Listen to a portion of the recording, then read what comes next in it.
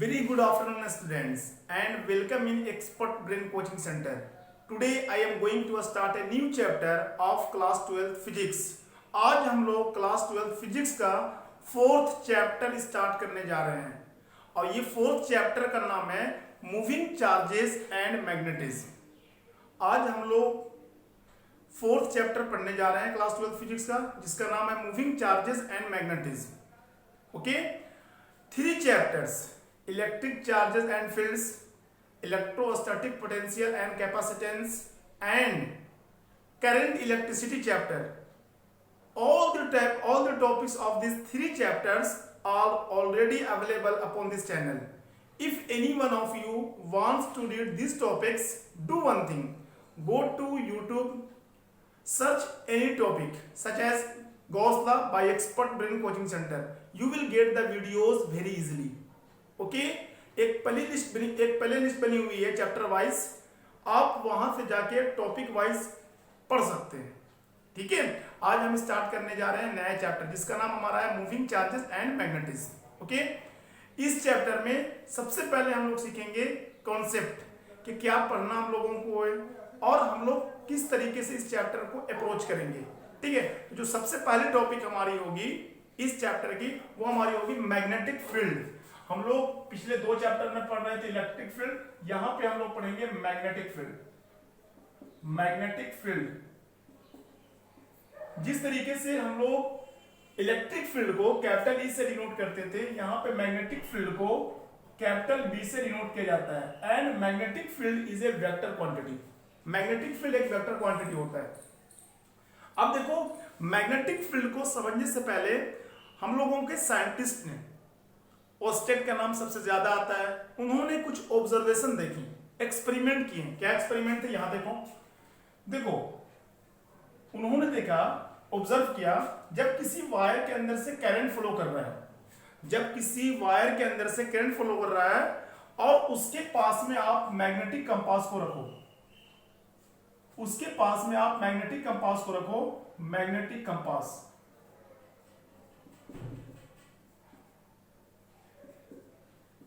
जब आप किसी भी करंट कैरिंग वायर के पास में एक मैग्नेटिक कंपास को रखोगे तो वहां पे उन्होंने ये ऑब्जर्वेशन पाया कि मैग्नेटिक कंपास के अंदर में डिफ्लेक्शन आया।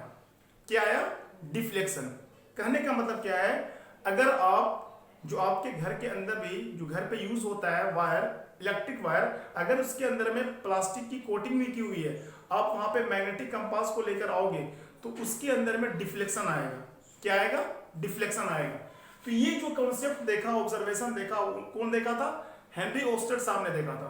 अब उन्होंने ये भी बोला, उन्होंने ये भी ऑब्जर्वेशन को देखा, अगर करंट का डायरेक्शन चेंज कर दिया जाए, if the direction of current changes then compass deflection also changes. तब क्या होता है, जो कंपास का डिफ्लेक्शन है वो भी चेंज कर जाता है। कहने का मतलब क्या है कि जब किसी वायर से करंट का डायरेक्शन चेंज हो रहा है तो मैग्नेटिक कंपास का जो डिफ्लेक्ट होने का डायरेक्शन है वो भी चेंज हो रहा है। ठीक है, तो ये ऑब्जर्वेशन हम लोगों को कौन सा साइंटिस्ट ने बताया? हेनरी ओस्टेड साहब ने बताया। फिर उन्होंने ये देखा, नेक्स्ट ऑब्जर्वेशन ये पाया, अगर कोई हमारा करंट कैरिंग वायर है, इस वायर के अंदर से हमारा करंट फ्लो कर रहा है, यहां पे मैं एक छोटा सा चार्ज को रख दूं, हम लोग एक चार्ज को रख दें और ये चार्ज जो हमारा है वो रेस्ट में है। किसमें है? रेस्ट में है। तब इन्होंने देखा, there is no any force which is acting upon this charge. कोई ऐसी फोर्स नहीं है जो इसके ऊपर में एक्ट कर रही है। No force is acting upon this charge. जब चार्ज रेस्ट में है तब इसके ऊपर में कोई भी फोर्स अप्लाई नहीं हो रही है अपॉन दिस चार्ज। अगर आपको याद हो, थोड़ा भी याद हो, तो जब हम लोगों ने इलेक्ट्रिक फील्ड पढ़ा था, इलेक्ट्रिक फील्ड के अंदर में कोई एक चार्ज को पुट अप कर दो आप, इलेक्ट्रिक फील्ड की डायरेक्शन ये थी, अगर आपने किसी चार्ज को यहां पुट अप कर दिया तो इसके ऊपर में फोर्स अप्लाई होती थी, चाहे वो चार्ज रेस्ट में हो या फिर चार्ज मोशन में हो। अगर आपको याद हो, F is equal to QE, इतनी अमाउंट की फोर्स उस चार्ज के ऊपर में अप्लाई होती थी। ठीक है। बट जब हम लोगों ने ये कॉन्सेप्ट देखा, ये वाला हेनरी और स्टर्न ने, कि जब कोई करंट कैरिंग वायर है वहां पे रेस्ट चार्ज को रख दो तो उसके ऊपर में कोई फोर्स अप्लाई नहीं हो रही है। फिर उन्होंने क्या किया, क्या देखा, ऑब्जर्वेशन किया कि जब सेम वायर हमारा है उसके अंदर में करंट आई फ्लो कर रहा है, अब वहां पे मैंने जो स्मॉल चार्ज को रखा, क्यू रखा हुआ था, ये वाला चार्ज, उस चार्ज को मैं मोशन में ला दूं, वेलोसिटी दे दूं। अगर मैं इस चार्ज को वेलोसिटी दे दूं, ठीक है, तो उन्होंने ऑब्जर्वेशन में ये पाया कि ये जो चार्ज है वो इस डायरेक्शन में मूव करने लगा, इस डायरेक्शन में। उन्होंने इस ऑब्जर्वेशन से ये कंक्लूजन निकाला, if the charge is in rest, अगर कोई चार्ज रेस्ट में है तो then there is no any force which is acting upon this, कोई इसके ऊपर में फोर्स नहीं लग रही है। समझ आ रही बात नहीं आ रही है? फिर उन्होंने बोला if we change the motion, अगर हम लोग इस चार्ज का मोशन को चेंज कर दें, मतलब रेस्ट से मोशन में ला दें, चाहे वो वेरिएबल वेलोसिटी हो या फिर कांस्टेंट वेलोसिटी हो, इसकी बात हम लोग नहीं कर रहे हैं, बस ये कर रहे हैं कि जब चार्ज मोशन में आ गया है तो charge deflects due to some force. तब उस केस में क्या देख रहे हैं कि जो हमारा चार्ज है वो कुछ फोर्स से डिफ्लेक्ट हो रहा है। क्या हो रहा है? डिफ्लेक्ट। तो यहां से ये कंक्लूजन निकला मैग्नेटिक फील्ड का और इलेक्ट्रिक फील्ड का। अगर इलेक्ट्रिक फील्ड के अंदर में if we keep any rest charge और any charge which is in motion, in both the cases electric field are applied, या forces are applied by electric field। अगर चार्ज रेस्ट में हो या मोशन में हो, अगर इलेक्ट्रिक फील्ड के अंदर में रख दिया जाता है तो उसके ऊपर में फोर्स एक्सपीरियंस होता है। But in the case of magnetic field, if we keep charge, if the charge is in rest, अगर चार्ज रेस्ट में है, then there is no any force which is acting upon this charge, but the same force which is in motion, अगर वो motion में है तो वो constant velocity से मूव कर रहा है या फिर वेरिएबल वेलोसिटी से मूव कर रहा है, इसकी बातें नहीं कर रहा, सिर्फ मोशन में है। तब इस केस में ये ऑब्जर्वेशन पाया गया कि उसके ऊपर में फोर्स लग रही है due to the magnetic field. Clear है? अब देखो इससे हमारा क्या डिफरेंस बनता है। जो हमारी मैग्नेटिक फील्ड है, current carrying wire produces magnetic field around itself.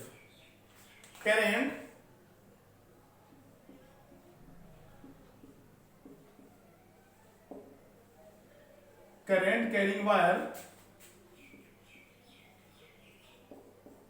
produces magnetic field around itself। एक तो कॉन्सेप्ट ये है कि अगर किसी वायर के अंदर से करंट फ्लो कर रहा है, then it create magnetic field around itself. ये अपने तरफ मैग्नेटिक फील्ड को क्रिएट कर लेता है। और दूसरा केस है कि मैग्नेट के द्वारा भी मैग्नेटिक फील्ड क्रिएट होती है। मैग्नेट के द्वारा भी मैग्नेटिक फील्ड क्रिएट होती है। ठीक है, अभी हम लोग देख रहे हैं करंट के द्वारा।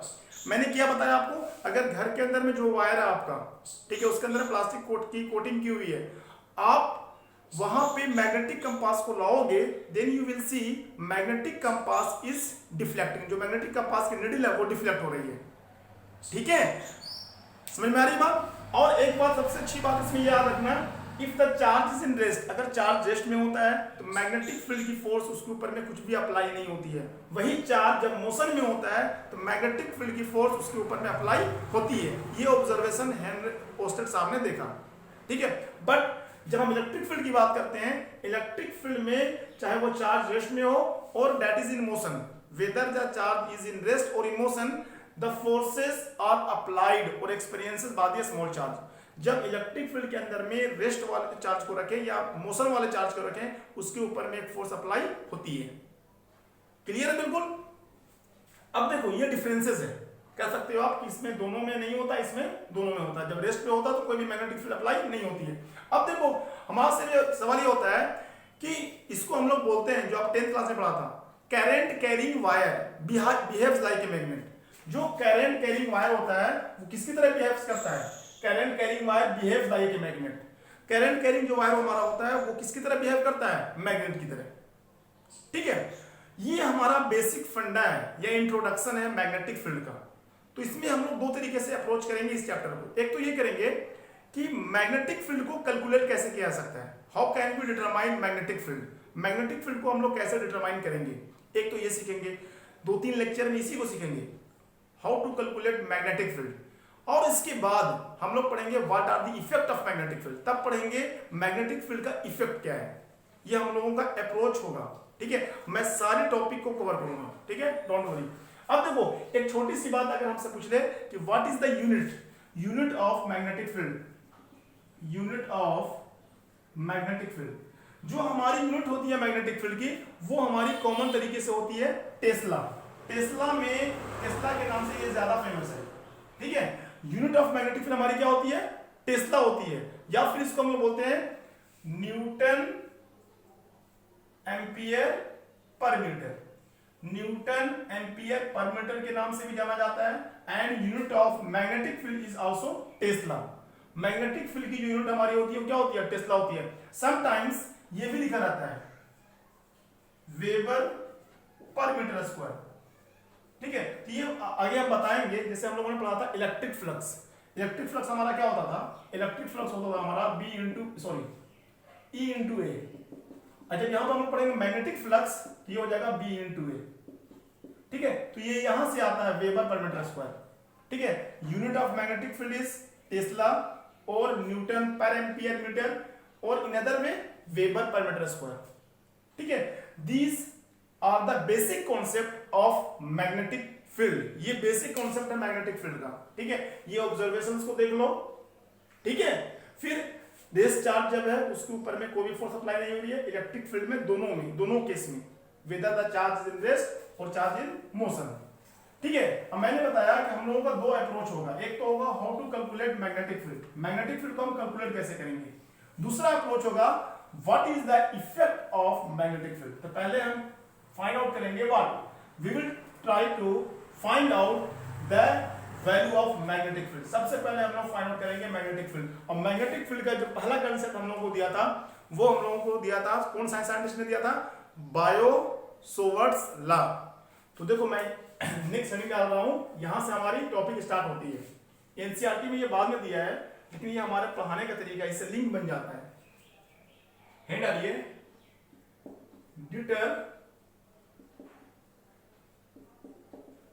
Determination of magnetic field. हम लोग फाइंड आउट करेंगे डिटरमिनेशन ऑफ मैग्नेटिक फील्ड। और इसमें जो हम लोगों को पहला कॉन्सेप्ट मिला है वो मिला है बायोट लिखा रहता है, पढ़ता है बायो-सोवर्ट लॉ, बायो-सोवर्ट लॉ, ये हमारे साइंटिस्ट का नाम है, टी साइलेंट होता है, बायो-सोवर्ट लॉ, सोवर्ट से लिखा रहता है, बायो-सोवर्ट्स लॉ। अब ये देखो सबसे पहले उन्होंने क्या बताया हम लोगों को कि देख, उन्होंने बोला एक वायर हमारे पास में, ठीक है, इस वायर से करंट फ्लो कर रहा आई। अब हमसे पूछता है कोई पॉइंट यहां पे पी है, ठीक है, इस पॉइंट पे मैग्नेटिक फील्ड कितना होगा, इस पॉइंट पे मैग्नेटिक फील्ड कितना होगा, यहां पे एंगल बन रहा है हमारा थीटा। तो बायो-सोवर्ट्स ने बताया कि हम लोग किसी एक पॉइंट पे होल वायर के द्वारा कितना मैग्नेटिक फील्ड जनरेट हो रहा है, we can not find out, हम लोग उसको नहीं निकाल सकते हैं। हम लोगों को छोटा पार्ट लेना होगा, क्योंकि पूरे वायर में शेप साइज सबका अलग अलग होता है। So we can not find out the value of magnetic field at point P. इन्होंने क्या कहा कि जिस पॉइंट पे पूछा है उस पॉइंट से एक छोटा पार्ट लो। क्या लो, छोटा पार्ट लो। मैंने बोला कोई छोटा पार्ट मैंने लिया यहाँ पे डीएल, क्या लिया मैंने, डीएल। याद रखना जो करंट का डायरेक्शन होता है वही डायरेक्शन हमारा क्या होता है, किसका होता है, डीएल का होता है। इस लेंथ को मैंने सपोज किया आर। ये पूरा कॉन्सेप्ट बायो-सोवर्ट्स लॉ के द्वारा दिया गया है, ठीक है। फिर से मैं बोल रहा हूं करंट आई फ्लो कर रहा है, पूरे वायर के द्वारा इस पॉइंट पे मैग्नेटिक फील्ड फाइंड आउट नहीं कर सकते हैं, छोटे पार्ट के लिए लेंगे, डीएल के लिए, ठीक है। अब देखो इन्होंने क्या बोला कि मैग्नेटिक फील्ड, मैं लिख रहा हूं यहां पे मैग्नेटिक एमएफआई मैं लिख रहा हूं, इसका मतलब magnetic field intensity due to a small D L, छोटे डीएल के द्वारा मैग्नेटिक फील्ड क्या होगी, कहां पे, D L length of wire at P. P point पे magnetic field intensity D L length के द्वारा क्या होगी। इन्होंने हम लोगों को बताया, मैं लिख रहा हूं फॉर्मूला, जब हमारा लेंथ छोटा है तो मैग्नेटिक फील्ड भी क्या होगी, छोटी होगी। डीएल लेंथ के द्वारा मैग्नेटिक फील्ड क्या होगी, डीबी होगी। म्यू नोड अपॉन में 4 पाई। फॉर्मूला हमारा है dB equal to mu naught upon में 4 पाई I इंटू में dl r cross r vector upon में r क्यूब। ये हमारा इतनी अमाउंट की मैग्नेटिक फील्ड जनरेट होगी p पॉइंट पे due to dl। dB is equal to mu naught upon में 4 pi I dl into r upon में r क्यूब। ठीक है, तो देखो यहां पे ये dl जो है वो वेक्टर क्वांटिटी है, r भी हमारा क्या है, वेक्टर क्वांटिटी है, और ये जो मैग्नेटिक फील्ड का फार्मूला है ये हमारा वेक्टर फॉर्म में है, वेक्टर फॉर्म में है। अगर आपको याद हो जिस तरीके से हम लोग कूलोम्स लॉ निकालते थे पॉइंट चार्ज के लिए, कूलोम्स लॉ किसके लिए अप्लाई होता था, पॉइंट चार्ज के लिए। इन द सेम वे जो हमारा dB है ये is applicable on elemental current, it is applicable only on elemental current not on whole wire. ये पूरे वायर पर अप्लीकेबल नहीं है, एक एलिमेंटल करंट पर अप्लाई है। ठीक है, अब देखो ये तो हमारा वेक्टर फॉर्म है, तो अगर हमसे बोला जाए इसको हम लोग ज्यादा यूज नहीं करते हैं, अगर ये सबसे अच्छा तरीका है, अगर इसके द्वारा आप मैग्नेटिक फील्ड फाइंड आउट करोगे आप लोगों को डायरेक्शन और मैग्नीट्यूड दोनों मिल जाएगा। लेकिन जब हम लोग इसको स्केलर फॉर्म में लिखने की कोशिश करते हैं, देखो ये फॉर्मूला कैसे लिखा जाता है, dB is equal to mu naught upon में 4 पाई इंटू I। अब देखो यहां पे क्या लिखा हुआ है, dl क्रॉस r, मैं यहां पे दिखा रहा हूं आपको, dl इंटू r। अब देखो अगर कोई दो वेक्टर है, a वेक्टर और b वेक्टर, बीच में एंगल थीटा बन रहा है, तो हमारा फॉर्मूला क्या होता है, ab cos थीटा। क्या होता है, ab sin थीटा। तो क्या होता है ये dl r sin थीटा। अगर हमारे पास दो वेक्टर है a और b, बीच में एंगल हमारा बन रहा है, तो क्या हो जाएगा ab sin थीटा। तो क्या हम dl r cos की जगह मैं ये लिख सकता हूं dl r sin theta upon में r क्यूब। अब देखो यहां r क्यूब है, यहां r है, एक r कम जाएगा, क्या होगा ये म्यू नोड अपॉन में 4 pi I dl sin theta upon में r स्क्वायर। ये हमारा मैग्नेटिक फील्ड हो गया, किसके फॉर्म में, स्केलर फॉर्म में हो गया। किस फॉर्म में हो गया, स्केलर फॉर्म में हो गया। अब यहां पे जो म्यू नोड हमने लिखा है, म्यू नोड जिस तरीके से हम लोगों ने पढ़ा था epsilon node, permeability of free space, permeability of free space, इसी तरीके से हमारा यहाँ पे जो म्यू नोड है वो हमारा है परमिबिलिटी ऑफ फ्री स्पेस। किस केस में, वैक्यूम के लिए, एयर के लिए। यहाँ पे म्यू नोड क्या है, परमिबिलिटी ऑफ फ्री स्पेस। अब एक बात ध्यान रखो कि जो हमारी म्यू नोड अपॉन 4 पाई, म्यू नोड अपॉन 4 पाई की जो वैल्यू है आप इसको याद करके रखोगे, इसकी वैल्यू हमारी होती है 10 की पावर -7 न्यूटन पर मीटर स्क्वायर या पर एम्पियर स्क्वायर, न्यूटन पर एम्पियर स्क्वायर। ठीक है, ये हमारी मैग्नेटिक फील्ड वेक्टर फॉर्म में है, ये स्केलर फॉर्म में। किसके फॉर्म में है, ये स्केलर फॉर्म में है, mu naught upon 4 pi I dl sin theta upon में r स्क्वायर। और म्यू नोड अपॉन 4 पाई की जो वैल्यू होती है वो होती है 10 की पावर -7 न्यूटन पर एम्पियर स्क्वायर। क्लियर है। अब देखो अगर यहां से छोटा क्वेश्चन पूछ ले, जैसे हम लोगों ने पढ़ा था, वहां पे पढ़ा था रिलेटिव परमिबिलिटी पढ़ा था, तो यहां पे हम लोग निकाल सकते हैं रिलेटिव परमिबिलिटी। कैसे निकाल सकते हैं, म्यू r अपॉन में म्यू अपॉन में mu naught. Relative permeability is equal to जिस मीडियम का परमिबिलिटी अपॉन में किसका, ये परमिबिलिटी ऑफ फ्री स्पेस और वैक्यूम। यहां से आप रिलेटिव परमिबिलिटी आप फाइंड आउट कर सकते हो। क्लियर है। अब देखो फिर से मैं बता रहा हूं, ये वेक्टर फॉर्म में है, ये स्केलर फॉर्म में है। अब देखो हमारी एनसीईआरटी टेक्स्ट बुक में इसको कैसे लिखता है, ये लिखता ऐसे है कि जो हमारा मैग्नेटिक फील्ड है वो डायरेक्टली प्रोपोर्शनल होता है करंट के, dB is directly proportional to I, और फिर ये लिखते हैं dB directly proportional to sin theta. जितना sin थीटा बढ़ेगा उतनी वैल्यू हम लोग के dl की बढ़ेगी।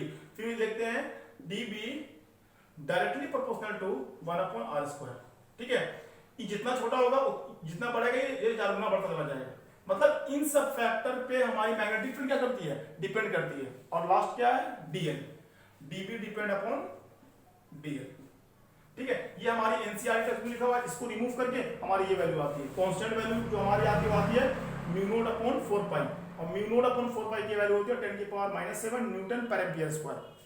ठीक है, this is the basic concept for determination of magnetic field it's was stated by Biot Savart's law. Biot Savart's law के द्वारा हम लोगों को मैग्नेटिक फील्ड का ये कैलकुलेट करने का फार्मूला मिला है और ये एप्लीकेबल किसके लिए? It is applicable only for elemental current, not for whole current. Sorry, पूरे करंट के लिए जो वायर के अंदर हम फ्लो कर रहे हैं उसके लिए एप्लीकेबल नहीं है, एक एलिमेंटल पार्ट के लिए, जिस तरीके से हमारा क्या होता था, कूलॉम्स लॉ होता था। ठीक है, आप इसको अपनी कॉपी पे नोट डाउन करो। अब देखो, इसमें अगर हम लोगों को डायरेक्शन इस फॉर्म में याद ना हो, किस वाले में, इस तरीके से निकालने में हम लोगों को बहुत मुश्किल होती है। हम लोग क्या करते हैं, डायरेक्शन ऑफ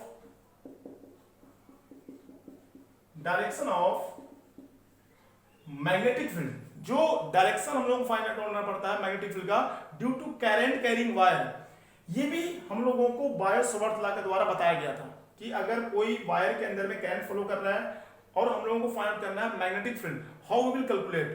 इन्होंने हम लोगों को बताया कि देखो, जैसे हमारे पास ये थीटा है, ये डीएल आर है, आप दो तरीका लगा सकते हो। एक तो आप लगा सकते हो ये वाला डीएल क्रॉस आर, इसमें आप अप्लाई कर सकते हो स्क्रीव रूल, आपने 10th क्लास में पढ़ा होगा स्क्रीव रूल। स्क्रीव रूल क्या बोलता है कि जहां पे दो वेक्टर की टेल, जहां पे दो वेक्टर की टेल है, इसमें यहां पे डीएल, जहां पे दो वेक्टर की टेल है, एक वेक्टर को उठाओ, दूसरे वेक्टर को दूसरे से जोड़ो। देखो, अगर मैं यहां से इसको उठाया तो इसको यहां ला रहा हूं, इस तरीके से मैं रोटेट कर रहा हूं, ये डायरेक्शन किसका है, क्लॉकवाइज डायरेक्शन है। तो क्लॉकवाइज में कोई चीज क्या होती है, इनवर्ट डायरेक्शन में जाती है।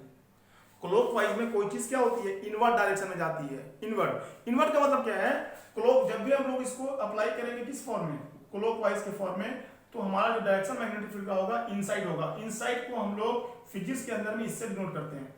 ठीक है, अब ये ध्यान रखिएगा, क्रॉस से ध्यान डिनोट करते हैं, याद रखिएगा। ये पूरी फिजिक्स में कोई भी चीज अगर इनसाइड जा रही है उसको हम लोग इस तरीके से डिनोट करेंगे। एक तरीका हमारा है डायरेक्शन निकालने का, स्क्रू रूल इस्तेमाल करो और उसको कैसे, दोनों टेल से जोड़ो और उसके बाद डीएल क्रॉस आर, इसको डीएल को आर की तरफ लाओ। जब डीएल को आर की तरफ लाएंगे तो क्लॉकवाइज घुमाएंगे। क्लॉकवाइज का मतलब जो है ये अंदर जाएगा। अंदर जाने का मतलब क्या है कि हमारा जो मैग्नेटिक फील्ड डायरेक्शन है वो इनसाइड है। कहां है, इनवर्ड है। ठीक है, क्लॉकवाइज में कहां होगा, इनवर्ड होगा। और इनवर्ड को हम लोग फिजिक्स में इस तरीके से दिखाते हैं। ठीक है, क्लियर है। एक तरीका तो ये है, आप इससे अगर कैलकुलेट नहीं कर पा डायरेक्शन, आप स्क्रू रूल यूज करो। नहीं तो जो सबसे फेमस है, क्लास 10th में भी आपने इसको पढ़ा है, क्या पढ़ा था हम लोगों ने, बता रहा हूं, राइट हैंड पाम रूल। क्या पढ़ा था हम लोगों ने, राइट हैंड पाम रूल। देखो, जैसे हमारे पास कोई एक करंट आई है, ये पॉइंट पी है, यहां पे आ रहा है, हम लोगों को राइट हैंड पाम रूल पता करना है। तो राइट कुछ मत, देखो ये बोलता क्या है कि जो थंब हमारा है, थंब को रखो आप करंट के डायरेक्शन में, और जो कर्ल फिंगर है इसको आप रखो किसके डायरेक्शन में, मैग्नेटिक फील्ड डायरेक्शन में। देखो, ये हमारा क्या है, करंट फ्लो कर रहा है। अब देखो, ये हमारा क्या है, अब इसको आप घुमाओ, करंट डायरेक्शन, इसको घुमाओ। घुमाने पे ये किधर जा रहा है, बताओ, ये हमारा जा रहा है, घुमाने पे हमारी फिंगर कहां जा रही है, देखो ये करंट है, ये घुमाने पे अंदर जा रहा है। अंदर का मतलब इस डायरेक्शन में क्या होगा, इनवर्ड होगा। मैग्नेटिक फील्ड क्या होगा, इनवर्ड होगा। इनवर्ड को हम लोग इस तरीके से दिखाते हैं। एक तरीका तो ये है, अगर हम लोगों को यहां पर कोई पॉइंट दे दे, यहां पे पॉइंट दे दे क्यू, अब मेरे को बोले कि यहां का डायरेक्शन बताओ। अब ये देखो, आप करंट कहां फ्लो कर रहा है, ऊपर फ्लो कर रहा है, कहां फ्लो कर रहा है, ऊपर। आप इसको ऐसे रख दो, करंट से दिखा दिया, इसको इधर ले जाओ, तो ये कहां आ रहा है, देखो बाहर की तरफ आ रहा है, बाहर की तरफ। तो ये डायरेक्शन जो हमारा होगा वो होगा आउटवर्ड का।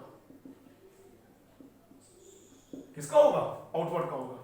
समझ में आ रही बात। आप राइट हैंड पाम से दोबारा, पी पॉइंट अगर है तो पी को करंट रखो, करंट के लिए अंदर मारो, इनवर्ड। इस केस में करंट का डायरेक्शन ये, इसको लाओ आउटवर्ड। तो हम लोग आउटवर्ड को फिजिक्स में इस तरीके से दिखाते हैं। ठीक है, और मतलब बाहर की तरफ आ रहा है।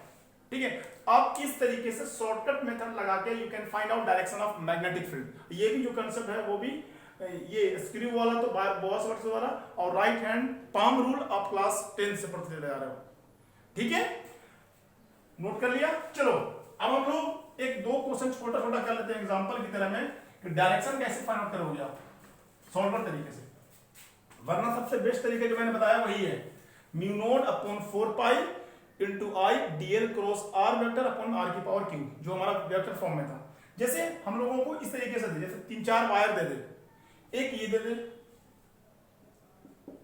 करंट आई और यहां पे पी पॉइंट है, बोले क्या हम लोगों को कि ये मैग्नेटिक फील्ड निकालो, तो कैसे निकालो? देखो ये करंट फ्लो कर रहा है, इसका डायरेक्शन अब P यहाँ है, डायरेक्शन कहाँ जा रहा है? आउटवर्ड जा रहा है। इस वाले में केस में क्या होगा? आउटवर्ड होगा। ठीक है, अगर हम लोग उसे बोलते हैं उल्टा बोलते इसका कि हम लोग को बोलते हैं करंट ऐसे फ्लो कर रहा है इस डायरेक्शन में आई, यहाँ पॉइंट क्यू है। बताओ यहाँ पे जो मैग्नेटिक फील्ड की डायरेक्शन होगी वो क्या होगी? बोलो, डायरेक्शन इधर फ्लो कर, इधर फ्लो कर रहा है, लाओ।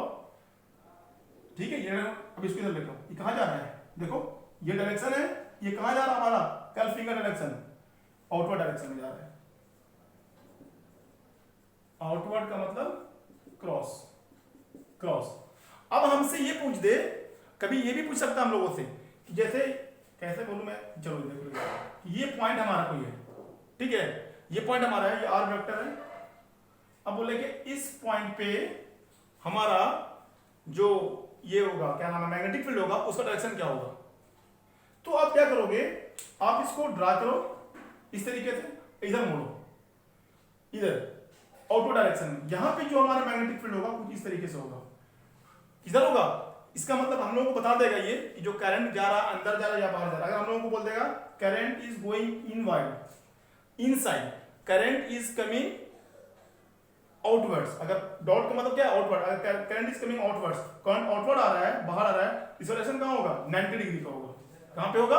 90 डिग्री पे। याद रखो एक बात को, अगर हम लोगों को मैग्नेटिक फील्ड पूछा है तो जो डीएल, जो हमारा डीएल क्रॉस आर है, ये वाली वैल्यू डीएल क्रॉस आर, इसमें एक बात याद रखना, ये जो मैग्नेटिक फील्ड होगा वो डीएल लेंथ के परपेंडिकुलर होगा। क्रॉस वाले में मैग्नेटिक फील्ड डीएल लेंथ के क्या होगा? परपेंडिकुलर होगा, और मैग्नेटिक फील्ड आर लेंथ के क्या होगा? परपेंडिकुलर होगा। ये बात, छोटी छोटी बात याद रखो। अगर हम लोगों के पास क्रॉस प्रोडक्ट है तो उस केस में जो मैग्नेटिक फील्ड होगा परपेंडिकुलर होगा डीएल के, परपेंडिकुलर होगा आर के। ठीक है, आपको मैंने एक बताया वेक्टर फॉर्म वाला, वो सबसे अच्छा तरीका है, नहीं तो square rule. Otherwise in shortcut method you can find out what, you can find out, किस तरीके से फाइंड आउट कर सकते हो आप फाइंड आउट कर सकते हो राइट हैंड पाम रूल से। ठीक है, क्लियर है बेसिक कॉन्सेप्ट? चलो अब हम पढ़ेंगे नेक्स्ट टॉपिक। क्या पढ़ेंगे सर? अगर हमारे पास कोई फाइनाइट लेंथ का वायर है, देन उस लेंथ का मैग्नेटिक फील्ड क्या होगा? अभी हमने उधर से फाइंड आउट किया, जो बायो सॉर्ट था वो एलिमेंटल पार्ट के लिए था। अब हम फाइंड आउट करेंगे, एक फाइनाइट वायर है, उसमें से करंट फ्लो कर रहा है, किसी पॉइंट पे हम लोगों से अगर मैग्नेटिक फील्ड कैलकुलेट करने को बोलता है, then how will calculate? Hello, magnetic field due to finite current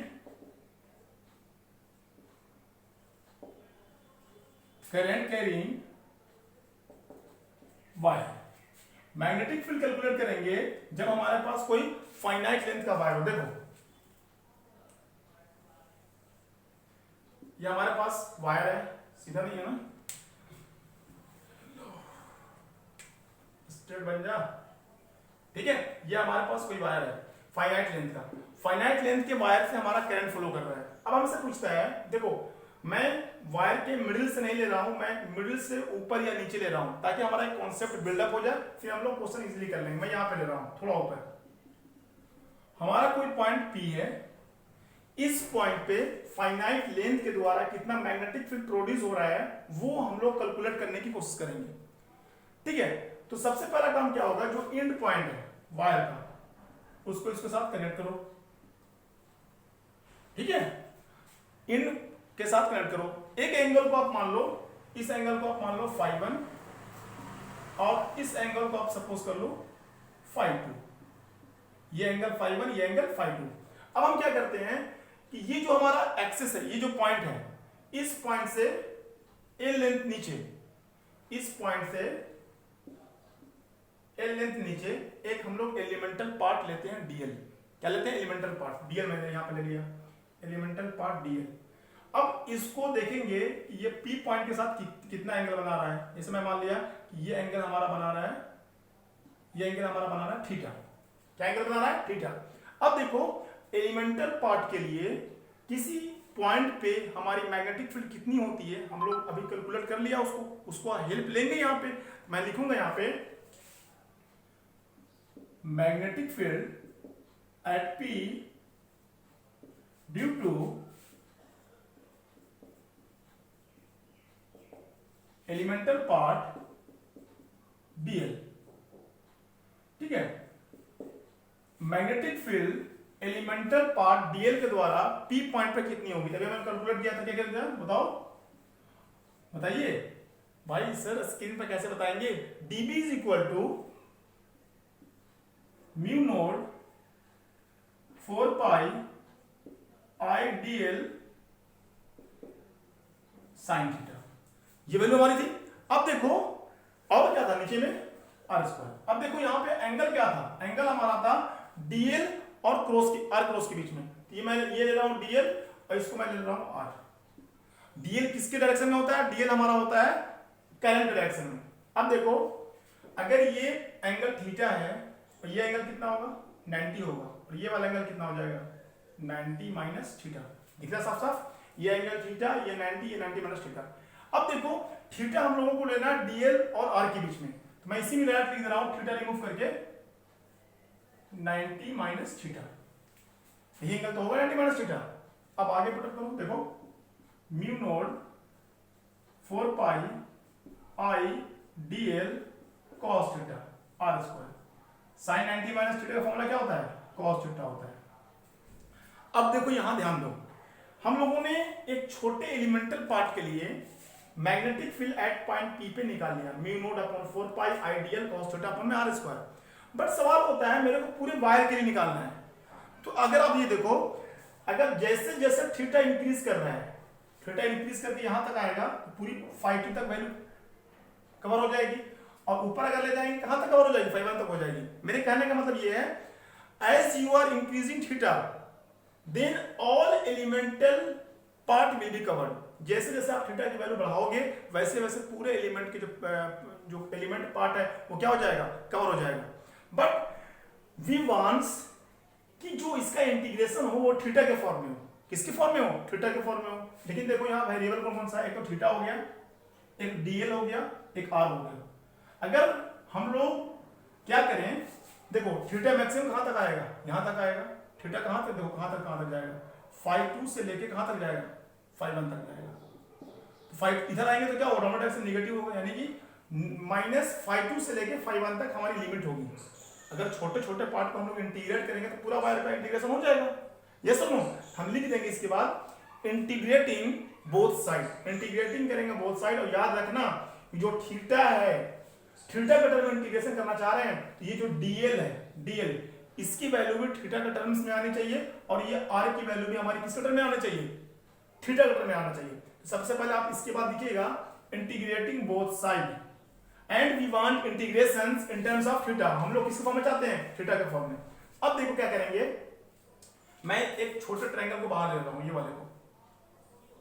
देखो ये यहां पे एंगल बन रहा है थीटा, यहां बन रहा है 90 माइनस थीटा, और यहां पे बन रहा है 90।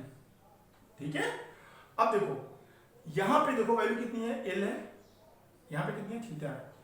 तो सबसे पहले मैं बोल रहा हूं क्या कि हम लोगों को डीएल रिमूव करना है, आर रिमूव करना है। अगर मैं ये फॉर्मूला लगाऊं, देखो cos थीटा, तो cos थीटा फॉर्मूला क्या होता है, b अपॉन h।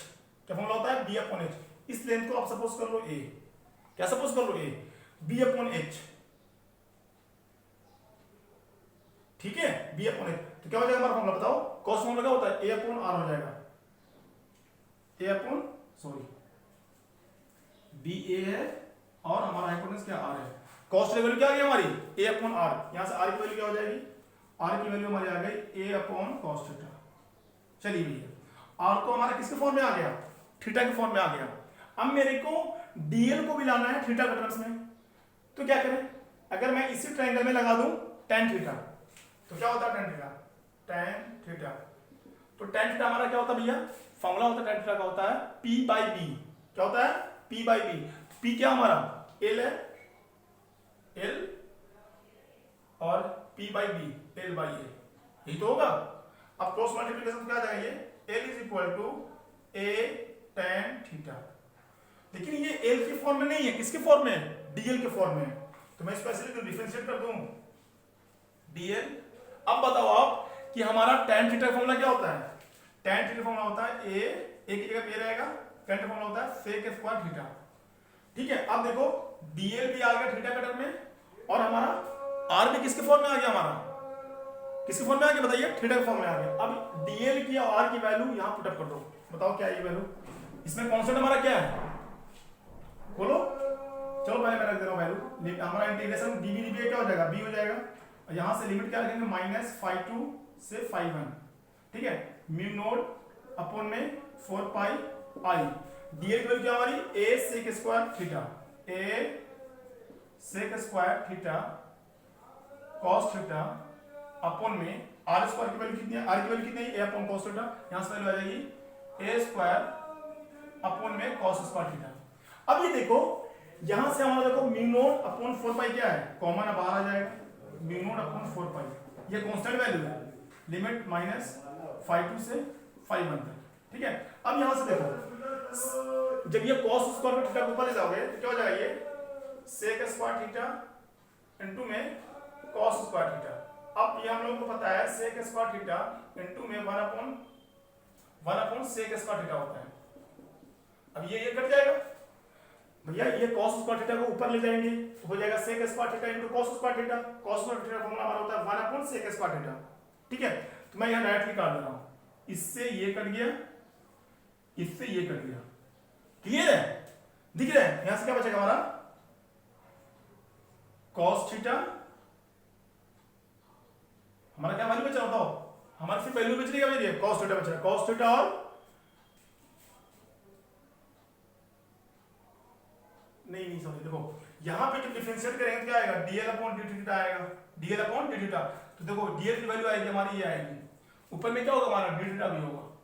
ठीक है, चलो छोटा मिस्टेक था, अब समझ में आ रहा है। तो यहां क्या बचेगा हमारा बचेगा cos थीटा, और यहां बचेगा हमारा cos थीटा d थीटा, यही तो बचेगा, बोलो cos थीटा बचेगा और करंट बचेगा, तो करंट में हमारा कांस्टेंट होगा, तो मैं क्या करता हूं करंट को ही बाहर ले लेता हूं, यहां क्या जाएगा म्यू नोट अपॉन में 4 पाई आई अपॉन में a। ठीक है, यही तो वैल्यू बचेगी भैया, बोल देख लो ठीक से, ये वैल्यू थी dl r के टर्म को वहां रखा, dl की वैल्यू ये है, r की वैल्यू वहां पुट अप किया, cos स्क्वायर थीटा और sec स्क्वायर थीटा देखो कट जाएगा, कितना बचेगा 1 बचेगा, यहां बचेगा सिर्फ cos थीटा d थीटा।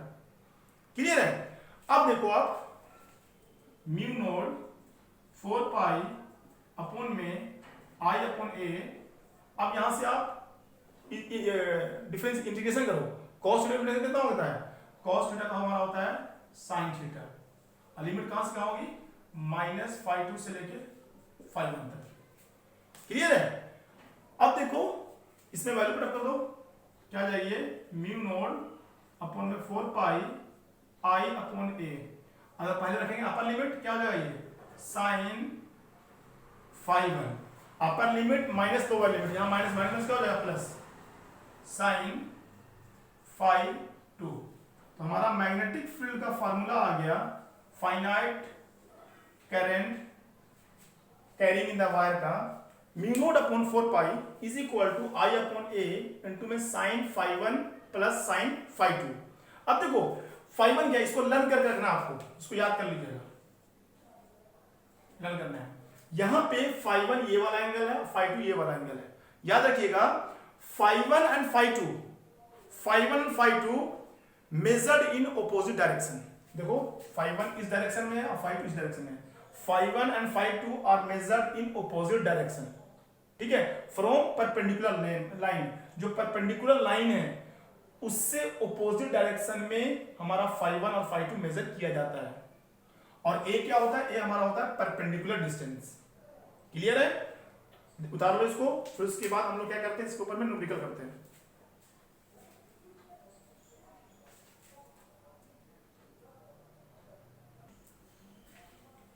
देखिए मैंने 2 क्वेश्चन लिया है, ठीक है, फाइनाइट क्या केस का। पहला क्वेश्चन पूछा हम लोगों से find B at P, find magnetic field at point P. ठीक है, हम लोगों को पहला एंगल 45 दिया हुआ है, दूसरा एंगल 30 दिया हुआ है, ये डिस्टेंस हमें कितना दिया हुआ है, 10 मीटर दिया हुआ है। तो आप कुछ पद को डायरेक्ट फॉर्मूला लगाओ, b is equal to mu naught upon में 4 pi I upon a sine phi 1 plus sine phi 2। Mu naught upon 4 pi value कितनी होती है 10 की पावर -7, आई की वैल्यू है 2, ए की वैल्यू है 10, साइन फाइव 1 साइन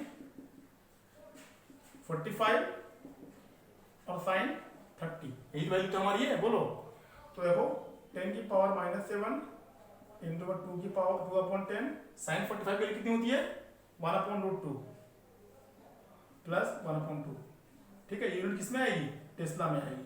आप इसको सोल्व करो क्योंकि मेरे को कॉन्सेप्ट सिखाना है यहाँ पे, आप लोग प्रोसेस सिंपल कर लो, टेस्ला में वैल्यूज क्या आ जाएगी। ठीक है, अब देखो मेरे सेकंड क्वेश्चन पूछा है find magnetic field at P point magnetic due to all sides of square. ठीक है, और इस पूरे साइड के स्क्वायर में क्या फॉलो कर रहा है करंट फॉलो कर रहा है, अब इसका साइड ए है, तो हम लोग कैसे कैलकुलेट करेंगे बोलो। अब ये देखो सबसे पहले सवाल ये होता है कि सर ये जो परपेंडिकुलर डिस्टेंस है ये वाला कितना होगा, पूरा साइड ए है, ये हमारा हो जाएगा a/2। क्या हो जाएगा a/2, कितना हो जाएगा बोलो a/2। अब देखो एंगल चाहिए मेरे को, इसको यहां ज्वाइन करो, इसको यहां ज्वाइन करो, ये एंगल 90, ये एंगल 90 होगा, ये 45, ये भी कितना होगा 45, ये एंगल 45 होगा, ये वाला भी 45 होगा।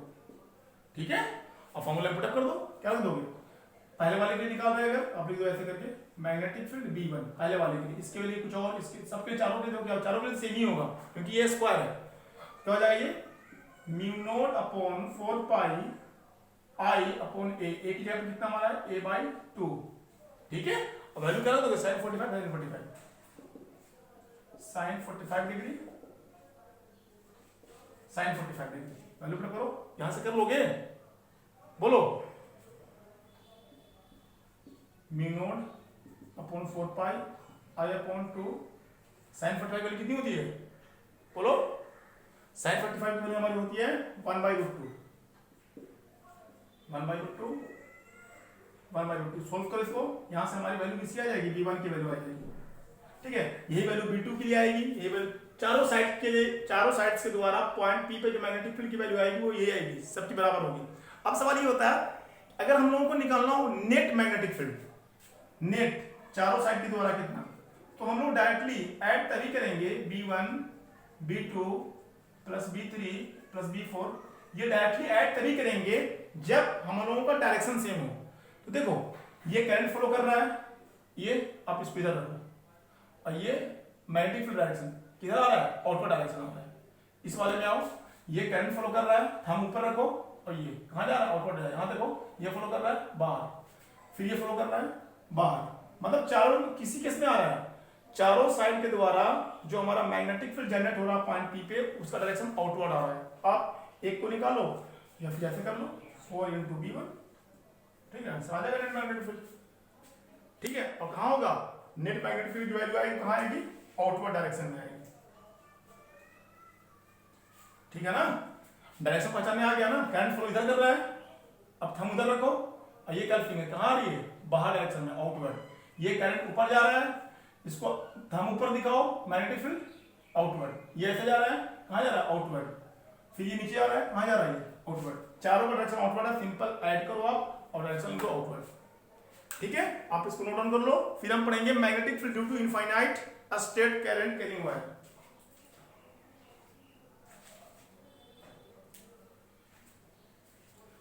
Magnetic field due to infinite straight current carrying wire. देखो ये हमारा वायर है इनफाइनाइट तक, इसके द्वारा P पॉइंट पे कितना मैग्नेटिक फील्ड जनरेट होगा वो देखेंगे। अब देखो इसको ध्यान समझना कि यहां से लेके यहां तक डिस्टेंस हमारा A, अब ये देखो ये वायर कहां तक होगा बहुत इनफाइनाइट तक होगा, ये वायर कहां तक इनफाइनाइट होगा इतना आगे तक होगा, ये दोनों के बीच में जो कैसे होगा ऐसे फ्लो करेगा। इसका मतलब है यहाँ पे जो एंगल बनेगा इसके द्वारा, मतलब कुछ इस तरीके से देखो मैक्सिमम तो यही होगा, यहाँ पे एंगल कितना बनेगा 90 बनेगा, कितना बनेगा 90, लेकिन हम लोग इतना बड़ा तो कॉपी पर ड्रा नहीं कर सकते हैं, बोर्ड पर ड्रा नहीं करते हैं, हम लोग इसको दिखा देते हैं, इसी को इनफिनिटी, यहाँ भी एंगल बनता है 90 और यहाँ भी एंगल बनता है 90।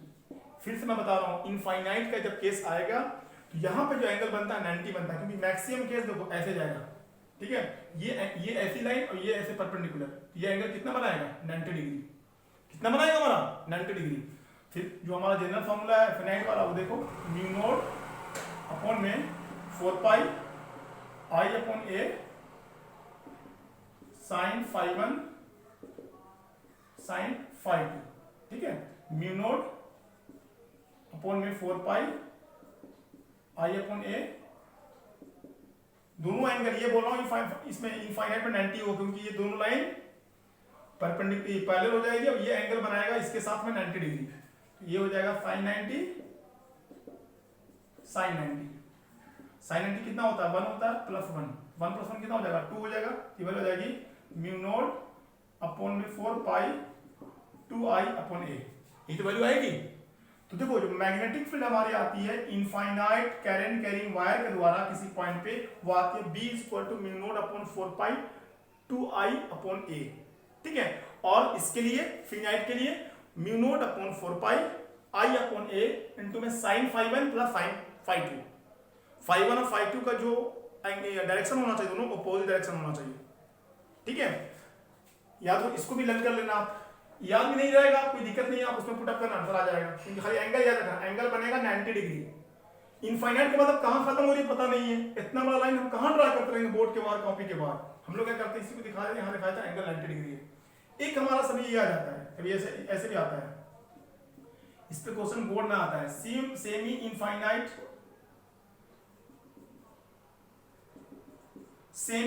वायर। सेमी इनफाइनाइट मतलब क्या है, एक तरफ इनफाइनाइट और एक तरफ मेजरेबल। चलो भैया ये ड्रा कर दीजिए, ठीक है। ऐसे बन जाता है। यहाँ पे जो एंगल बनेगा 90 डिग्री, ये लग रहा है आपको राइट एंगल 90 डिग्री यहाँ पर, क्योंकि फाइनाइट जहां होगा वहां पे ऐसे बनेगा फिगर। ये एंगल कितना बनेगा 90 डिग्री, ये 90 डिग्री और ये यहाँ पे सेमी इनफाइनाइट वायर केस में जो मैग्नेटिक फील्ड निकालने का हमारा फॉर्मूला होता है वो होता है म्यू नॉट 4 पाई अपॉन में आई अपॉन ए, ये आता है। कैसे भैया देखो, साइन 90 कितना होगा 1 होगा, और साइन इसके द्वारा नीचे वाले द्वारा कितना 0, साइन 0 कितना होगा 0 हो जाएगा, तो 1 से मल्टीप्लाई करो यही वैल्यू आएगी। सेमी इनफाइनाइट के लिए B equal to mu naught upon 4 pi I upon a, ये फॉर्मूला होता है। और फाइनाइट के लिए mu naught upon 4 pi I upon a sine phi 1 to sine phi 2, और इनफाइनाइट के लिए mu naught upon 4 pi 2 I upon a. Mu naught हमारा क्या है, म्यू नॉट अपॉन 4 पाई की वैल्यू होती है 10 की पावर -7, ठीक है। और आई कैरेंट ए हमारा होता है ये परपेंडिकुलर डिस्टेंस, ठीक है। अब हम क्या करते हैं, इसके ऊपर में एक अच्छा सवाल ले लेते हैं, ठीक है, जिससे आप लोगों का एकदम बिल्कुल कॉन्सेप्ट बन जाएगा। ये तो क्लियर है ना, इसको पॉज करके नोट डाउन करो, स्क्रीनशॉट ले लो, मैं एक न्यूमेरिकल करते हैं इसके ऊपर। देखो इस क्वेश्चन को ध्यान से देखो, ये अच्छा क्वेश्चन है। क्या है, पी पॉइंट पे हम लोगों को मैग्नेटिक फील्ड निकालनी है due to the wire. P point पे मैग्नेटिक फील्ड निकालनी है due to the wire, current flow कर रहा अपर डायरेक्शन में। अब देखो हमें दो एंगल दिया हुआ है, एक 60 डिग्री और एक 30 डिग्री। तो सबसे पहला तरीका तो ये होता है, जो हमारा फार्मूला है B equal to mu naught upon 4 pi I upon a bracket में sine phi 1 plus sine phi 2। अब दो एंगल दिया हुआ है 60 और 30 पुट अप करो। जैसे देखो हमारा फॉर्मूला क्या ये है, B is equal to mu naught upon में 4 pi I upon a sine phi 1 plus sine phi 2, ठीक है। अब फाई 1 और फाई 2 की वैल्यू पुट अप कर दो, यहाँ एक जगह 60 एक जगह 30। लेकिन ध्यान रखो, अगर आप डायरेक्ट दोनों एंगल को पुट अप कर रहे हो, आपका आंसर जो आ रहा है वो गलत है। फाई 1 और फाई 2 दोनों डायरेक्ट पुट अप मत कीजिएगा। क्यों सर? इसमें दो चीजें हैं, इस फिगर में, इस क्वेश्चन में दो चीज ध्यान रखनी है। एक तो ये है कि फाई 1 और फाई 2 दोनों का डायरेक्शन अपोजिट होना चाहिए, पर इस क्वेश्चन में देखो फाई 1 और फाई 2 दोनों का डायरेक्शन क्लियर है। देखो एंटी क्लॉकवाइज, देखो फाई 1 का भी डायरेक्शन यही है और फाई 2 का भी डायरेक्शन यही है, दोनों डायरेक्शन क्या सेम है। जब सेम डायरेक्शन रहेगा तो सेम वैल्यू को उठा के आप अगर फॉर्मूले में पुटअप करते हो तो आपका आंसर गलत होगा। एक तो डिस्टेंस हुआ है, और दूसरी चीज जो आपका डिस्टेंस होगा, जैसे मैं लिखा जो डिस्टेंस होगा वो हमेशा परपेंडिकुलर होता है। डिस्टेंस क्या आपका होता है, परपेंडिकुलर होता है। यहां से जो ए की वैल्यू आएगी वो आएगा ए डी कॉस 30 डिग्री।